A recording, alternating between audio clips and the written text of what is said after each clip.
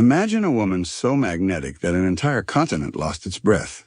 It is 1929. The lights of Berlin burn bright.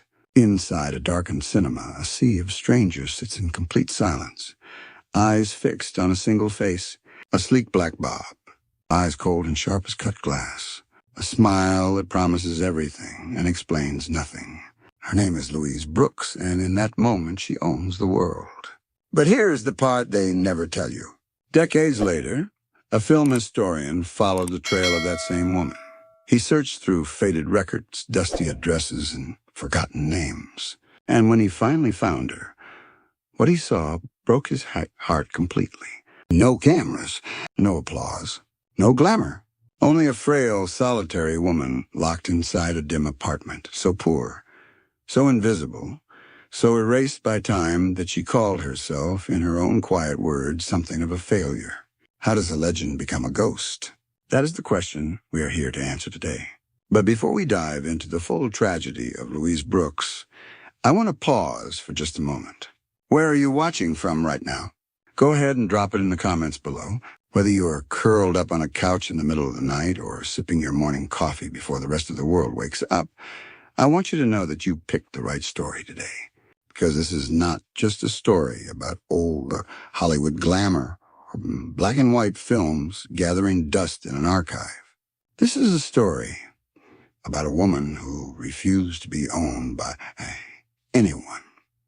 A woman who chose freedom over security every single time, and paid a price so steep it would take decades for history to finally settle her debt. So find a comfortable seat, take a slow breath, and let us go all the way back to the beginning, to a small town in Kansas where a little girl was already learning that the world could be a very cruel place. Cherryvale, Kansas, a small, quiet town where nothing much ever happened, and everyone knew everyone else by name. It was here, in this unremarkable corner of America, that Louise Brooks came into the world. Her father, Leonard Brooks, was a lawyer, a serious and bookish man who filled their home with towering shelves of literature. Her mother, Myra, was an accomplished pianist whose fingers could coax Debussy and Ravel out of the old upright in the parlor bar with breathtaking grace. On the surface, it looked like the kind of household that produces artists, curious children, dreamers, and in many ways it did. But there was something else living inside that house, alongside the music and the books. Something cooler, more distant. Myra Brooks was not a warm woman in the conventional sense. She believed deeply in independence, in self-sufficiency, in the idea that children should learn to stand on their own feet early. She poured her passion into melody and literature, but emotional nurturing was a language she rarely spoke. For a sensitive child like Louise, that silence left a wound. And then when Louise was just 9 years old, something happened that would cast a long shadow over every relationship she would ever have for the rest of her life. His name was Mr. Flowers. A neighbor, a man whose pleasant, ordinary name concealed something deeply sinister underneath. He targeted young Louise with the calculated patience of a predator. And what he did to her left a mark on her psyche that no amount of fame, no ocean of applause, and no parade of lovers would ever fully erase. Louise herself would later speak about this experience with a haunting clarity. She traced her lifelong inability to love, her restlessness in every relationship, her perpetual feeling of being somehow untethered from genuine human connection, all the way back to that early violation. The little girl from Kansas learned at 9 years old that the world was not safe, that men could not always be trusted, that intimacy and pain were sometimes the very same thing wearing different faces. She never fully unlearned that lesson. Yet even inside that bruised and guarded heart, something else was stirring, something luminous and unstoppable. By the time Louise was 10 years old, her mother had already recognized what was obvious to anyone watching. The girl could dance, not just perform the steps, but inhabit them. moved through space with a natural authority that made audiences lean forward without quite knowing why. Myra, ever the pragmatist, began cultivating that talent with quiet determination. At 11 years old, Louise was already dazzling crowds at the neighborhood opera house. Standing in the spotlight, her small body fluid and precise, she discovered one place in the world where she felt entirely at home. Not in the arms of anyone who claimed to love her, not in the warmth of a family embrace she never quite received, but here, in the beam of a stage light, surrounded by strangers who gave her something her own home could not always provide. Attention, admiration, a kind of love that asked nothing difficult in return. It was intoxicating, and it was the beginning of everything. That little girl from Cherryvale was already carrying two things that would define her entire life. A wound so deep it never healed, and a gift so rare the whole world would one day stop to stare. The tragedy of Louise Brooks is that neither one was ever enough to save her. New York City, in the early 1920s, was not a place for the timid. It was loud, relentless, and electric with ambition. Every corner held someone hungrier than the last, someone willing to sacrifice more, endure more, took more.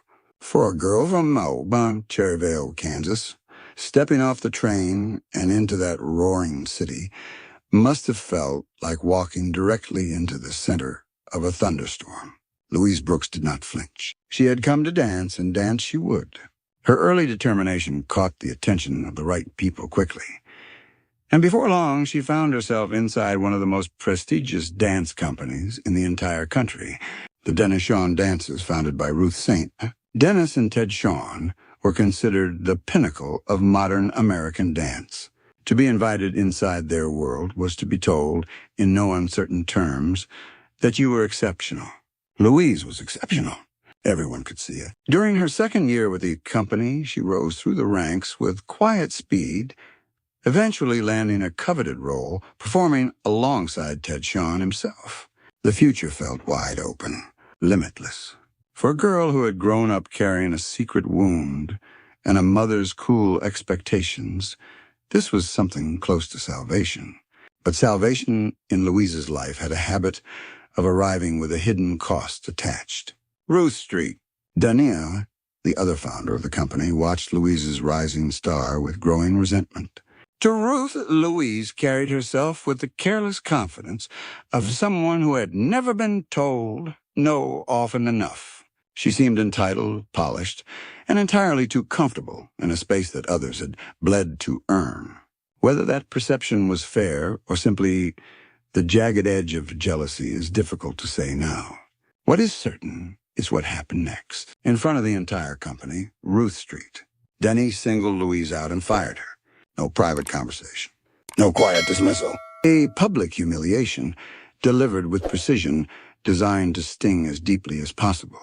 Louise never forgot it. That particular memory, the faces of her colleagues watching, the silence that followed, lodged itself inside her like a splinter she could never quite reach. But Louise Brooks was not built to stay down. She landed on her feet, as she always seemed to do in those early years, finding work as a chorus girl in George White's Scandals, sharing a stage with performers who would themselves go on to become household names. By 1925, she was dancing in the legendary Ziegfeld Follies, one of the most glamorous and celebrated entertainment institutions in America. She was no longer a girl from Kansas trying to keep up.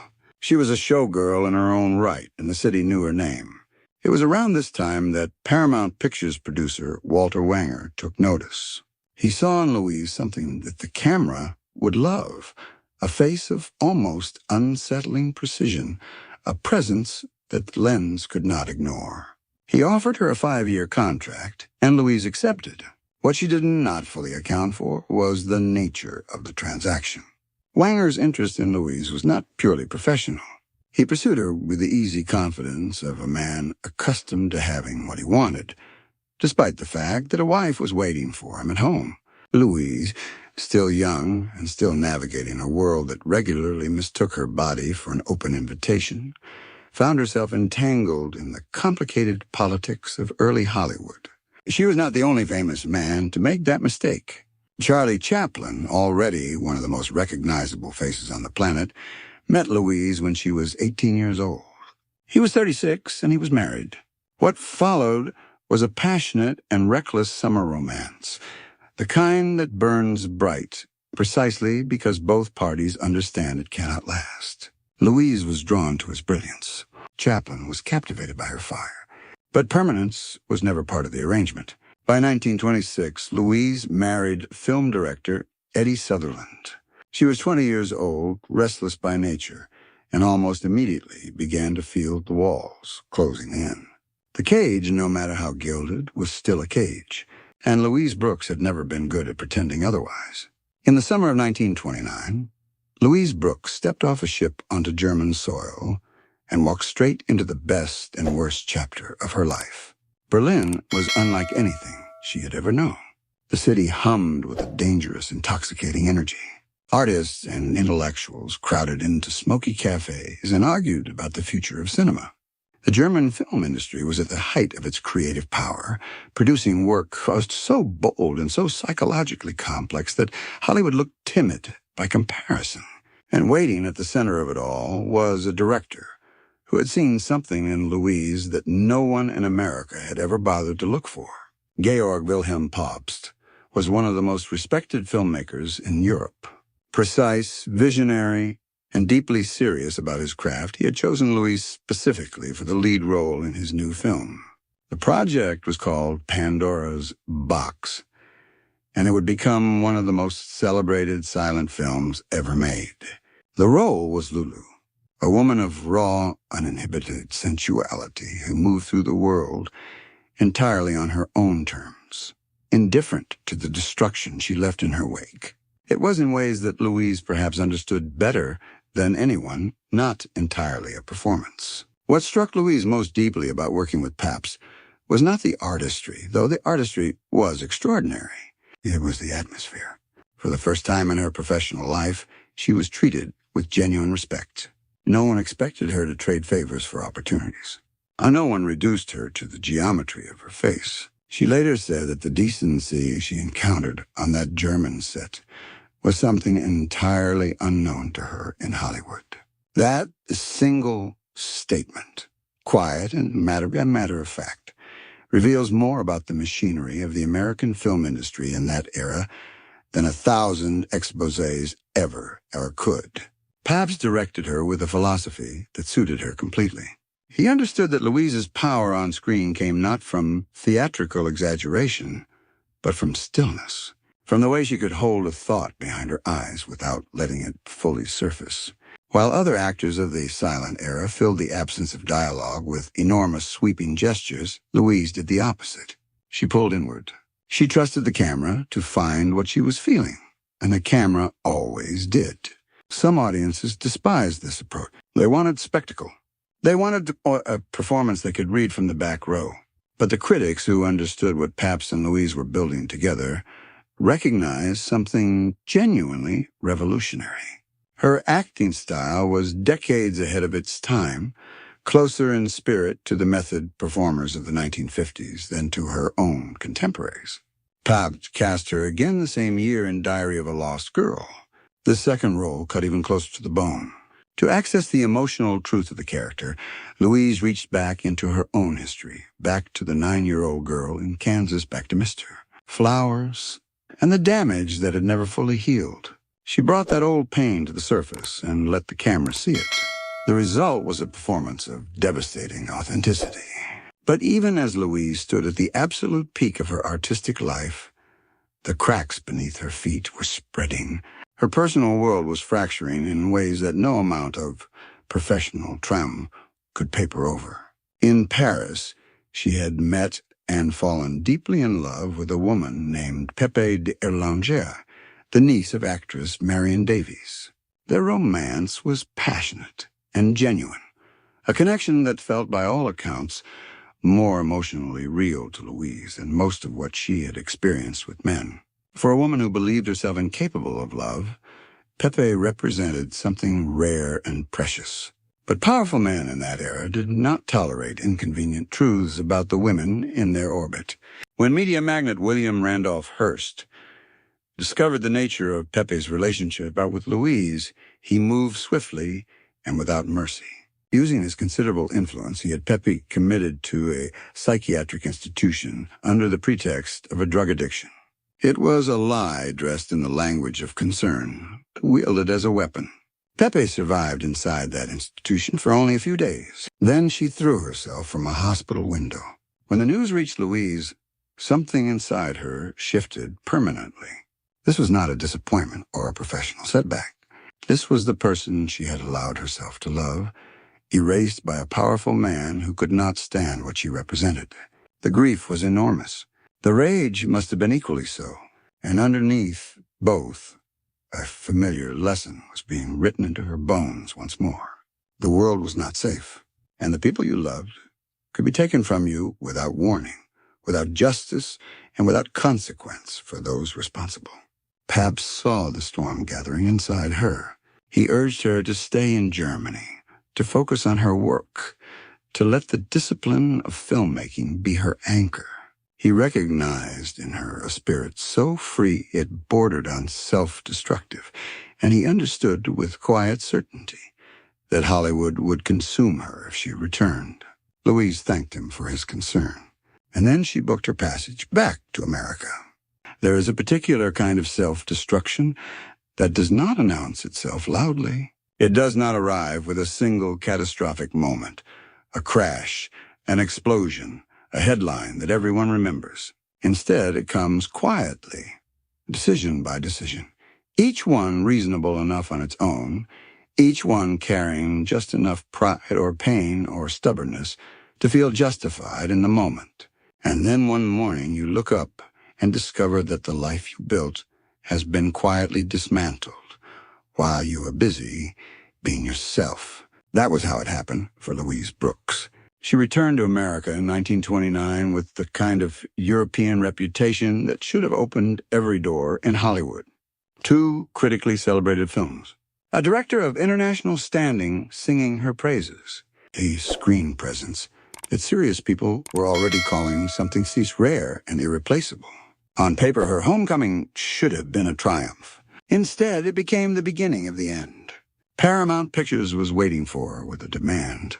The film industry had shifted seismically during her time abroad. Sound had arrived, and with it, a new set of rules. The studio needed her to return to the set of the Canary murder case and record sound retakes for a film she had already completed. It was standard procedure at the time, a technical necessity that most actors accepted without complaint. Louise refused. The reason behind her refusal were never entirely simple. Pride played a role. So did a stubborn conviction that her work on the film was already complete, and that returning to patch it for the convenience of a studio felt beneath her.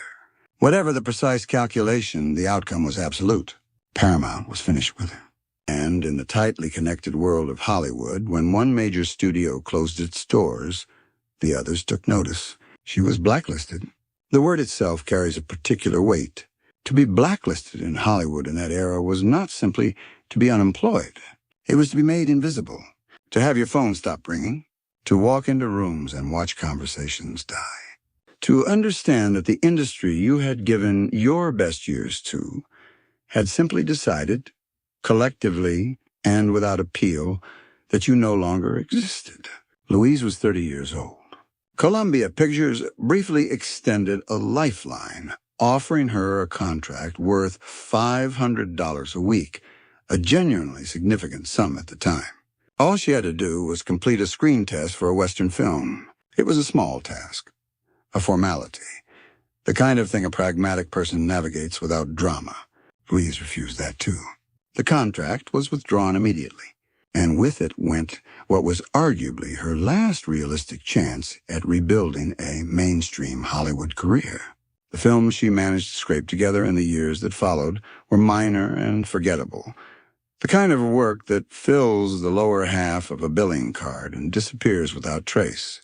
In 1938, nearly a decade after Pandora's Box had made her name immortal in Europe, she was cast in a Western called Overland Stage Raiders. playing the romantic lead opposite a rising young actor named John Wayne. It should have meant something. It meant nothing. Louise had even abandoned her signature black bob for a longer, softer hairstyle, as though erasing the very image that had made her iconic. The audience looked at her and saw a stranger.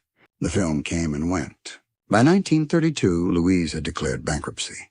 The woman who had once danced in the Ziegfeld Follies, who had been pursued by Charlie Chaplin and celebrated by the most sophisticated critics in Europe, was now dancing in nightclubs simply to pay her rent. Occasionally, a small role would surface, a bit part, a few days of work, enough to remind her of everything she had lost without giving her any real path back to it. Her personal life offered no shelter from the professional wreckage. George Marshall, the wealthy and powerful man she had loved for years, had asked her to marry him more times than she could count. Each time Louise had said no, not because she did not care for him, but because marriage meant surrender, and surrender was the one thing Louise Brooks had never been able to perform convincingly, on screen or off it. Marshall eventually stopped asking. He married actress Katharine Griffith instead, and the world cast Louise as the villain of that particular story, the woman who had strung a good man along and driven him into someone else's arms. She accepted the role with the wearied resignation of someone who had been miscast before. What she did not say publicly, but would reveal much later, was that Marshall's hands had not always been gentle behind closed doors, that the brute he kept hidden from polite society was part of what had made surrender impossible. But no one was interested in that version of the story. By the early 1940s, Louise Brooks had vanished from Hollywood so completely that most people simply assumed she was dead. She was not dead. She was just invisible, which in that world amounted to very nearly the same thing. There is a particular cruelty in being forgotten while you are still alive. Not the clean, final sounds of death, but the slow, grinding erasure of simply ceasing to matter, of watching the world move forward without you, indifferent and unhurried, as though everything you once were had been nothing more than a brief flicker of light in a very long darkness. That was the reality of Louise Brooks in the late 1940s. She was living in New York City in a small, dim apartment that bore no trace of the woman who had once set Berlin in a blaze. No photograph on the tongue, no mementos of Pandora's box, or the Ziegfeld Follies, or the summer she had spent in the orbit of Charlie Chaplin. Just four walls, a window that looked out onto nothing remarkable, and the particular silence of someone who had stopped expecting the telephone to ring. Between 1948 and 1953, Louise Brooks did what she had to do to survive. She became a call girl. She would later describe this period with the same unflinching directness that had defined her entire life, saying that the only well-paying career available to her as an unsuccessful actress of 36 was precisely that. There was no self-pity in the telling, no dramatic collapse, just a woman stating a fact about the world she had found herself living in and what it had required of her to keep living in it. But the toll was devastating. Alone in that small apartment, Louise drank heavily and sank deeper into a depression that had no clean bottom. She later admitted that during this period, she had begun to entertain thoughts about small bottles filled with yellow sleeping pills. She did not elaborate beyond that. She did not need to. The image itself carried everything. The woman who had embodied freedom on screen, who had walked away from Hollywood on her own terms, who had refused every cage ever constructed around her, was now trapped inside the smallest and most suffocating cage of all, the one built entirely from the inside. And then slowly, improbably, the world remembered her name. In 1955, a French film historian named Henri Langlois began showing Louise's films at the Cinémathèque Française in Paris. Audiences who had never heard of her sat in the dark and watched Spatzenbeck book copy and in punt. dead silence. Langlois spoke about her publicly and with enormous conviction, declaring her one of the greatest screen performers in the history of cinema, a talent that surpassed many of her far more celebrated contemporaries. The resurrection had begun, but Louise herself did not yet know it. It was a film curator named James Card who finally tracked her down. He had followed the trail of her life through old records and fading memories until he arrived at her door in New York City. What he found there broke his heart completely. The legendary Louise Brooks, the woman whose face had launched 1,000 imitations, whose black bob had defined an era, was living in near total obscurity and poverty, cut off from the world and from her own history. Card did not simply express his admiration and leave. He made her an offer. He convinced Louise to relocate to Rochester, New York, where he worked at the George Eastman House Film Archive. There, surrounded by the preserved history of the medium that had once made her famous, Louise was encouraged to write, to put into words what she remembered, what she had witnessed, what she had survived. It turned out that Louise Brooks could write the way she had once danced, with precision, with intelligence, and with a complete absence of sentimentality. She began contributing essays to film magazines, her prose sharp and unsentimental, her observations about Hollywood and its inhabitants carrying the authority of someone who had seen a thing from the inside. In 1982, she published a collection of her writings titled Lulu in Hollywood. It was received with considerable admiration and introduced her extraordinary life to an entirely new generation of readers. But even this second chapter, as genuinely promising as it was, could not fully quiet the grief she carried. Louise continued to believe to the very end that she had never truly loved anyone, that the wound Mr. Flowers had carved into her had made genuine intimacy permanently impossible. She lived alone. She died alone.